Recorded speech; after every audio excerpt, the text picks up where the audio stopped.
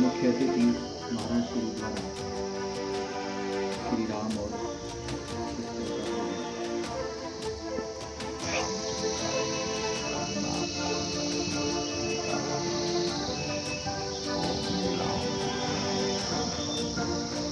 का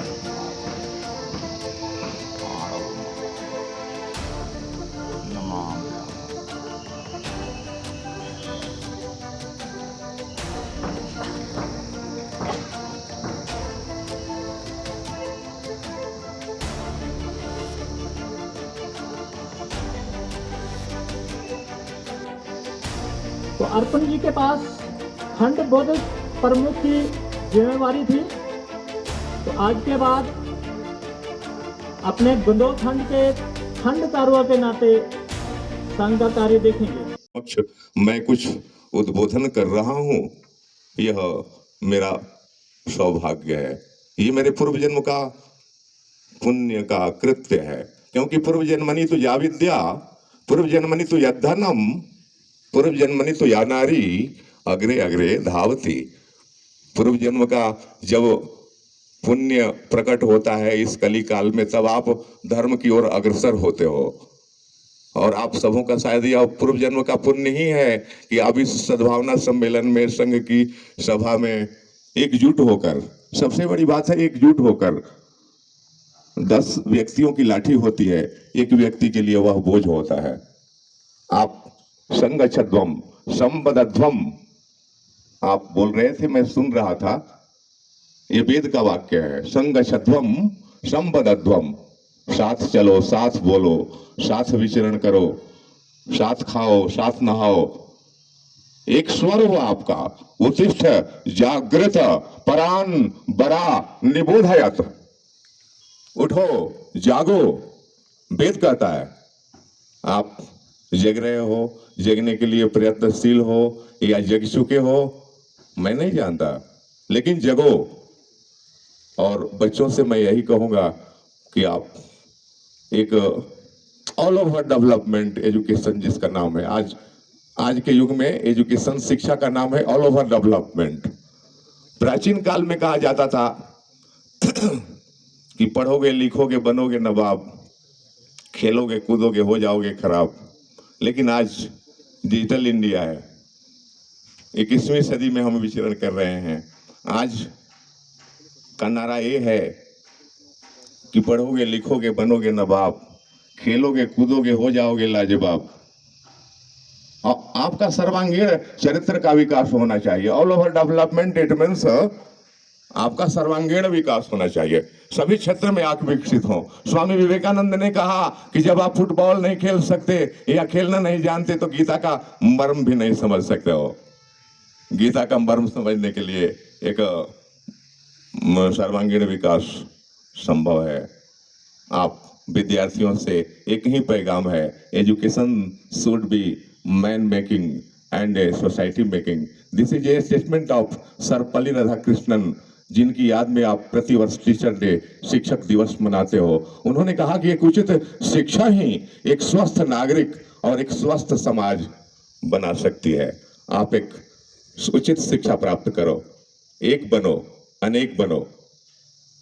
एक बनोगे तो एक से अनेक भुजाएं प्रतिफलित होंगी, आप में बल होगा। इसी को संघ कहते हैं।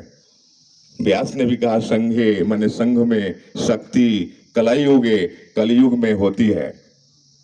आप संघ हैं, राष्ट्रीय स्वयंसेवक संघ का मैं एक बार फिर कोटिशः धन्यवाद ज्ञापन करते हुए आप समस्त पदाधिकारियों, कार्यकर्ताओं, सहयोगियों, पदाधिकारियों, पुलिस कर्मियों, सुरक्षा कर्मियों, सबका मैं कोटिशः धन्यवाद, मैं कोटिशः आभारी हूं आप सबों का। मैं आप सबों का कोटिशः नमन करता हूं और इसी के साथ मैं अपनी वाणी को विराम देता हूं।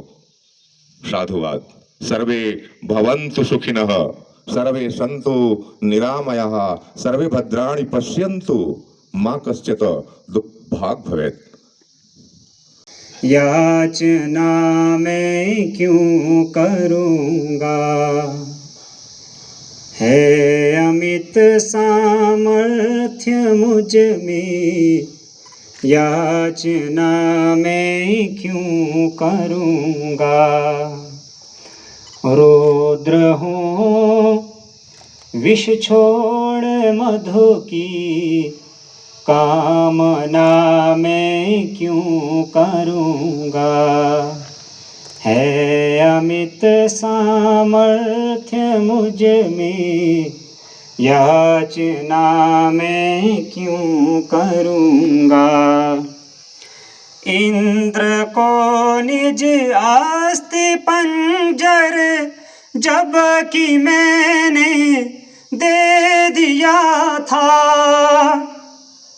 घोर विष का पात्र उस दिन एक क्षण में ले लिया था।